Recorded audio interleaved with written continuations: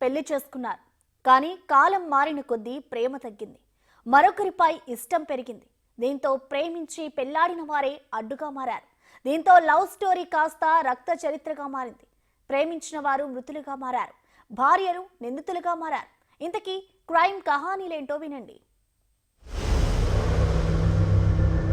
తమ వివాహేతర సంబంధానికి అడ్డుగా ఉన్నాడని కట్టుకున్న భర్తని ప్రియుడితో కలిసి దారుణంగా హత్య చేసిన ఘటన ఇది జరిగింది నాగర్ కర్నూల్ జిల్లాలో.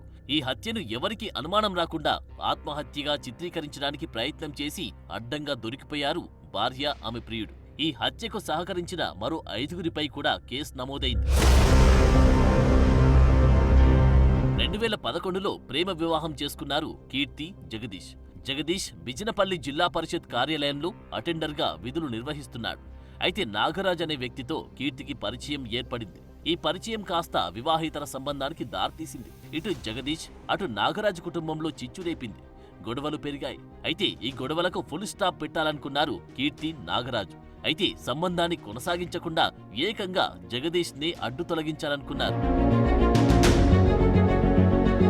నవంబర్ 25న పథకం ప్రకారం మత్తుమందు కలిపిన మద్యాన్ని జగదీష్ కు తాగించారు. మత్తులో ఉన్న జగదీష్ చనిపోకపోవడంతో దగ్గరలో ఉన్న కెనాల్లో ముంచి ఊపిరాడకుండా చేసి చంపేశారు. ఇంకేముంది, కీర్తి ఓ నాటకం స్టార్ట్ చేసింది. జగదీష్ కనపడడం లేదంటూ కుయ్యో మొర్రో అంటూ జీవించేసింది. చుట్టుపక్కల వాళ్ళు వెతికారు. కాల్వలో మృతదేహం దొరికింది. ఇక్కడి వరకు అంతా బాగానే ఉన్నా కానీ పోస్ట్ మార్టం రిపోర్ట్లోనే కాస్త తేడాలు గమనించిన పోలీసులు తమ స్టైల్లో విచారించడం ప్రారంభించారు. దీంతో ఉన్నది ఉన్నట్టు మొత్తం కక్కేశారు.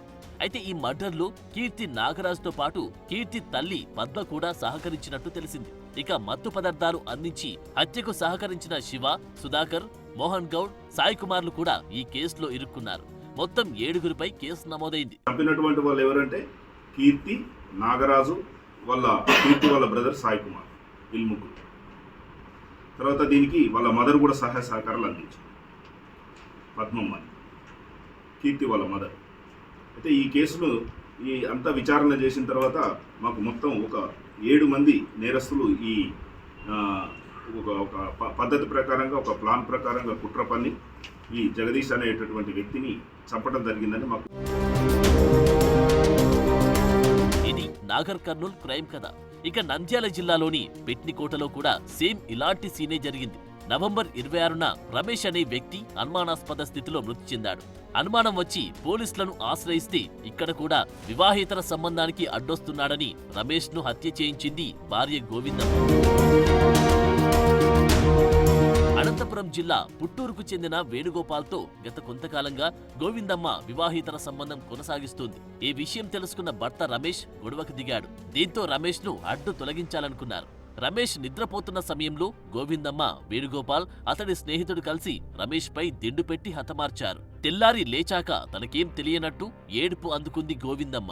కాని స్థానికులకు అనుమానం రావడం, పోలీసులు ఎంట్రీ ఇవ్వడం, విచారించడంతో అసలు విషయం బయటపడింది.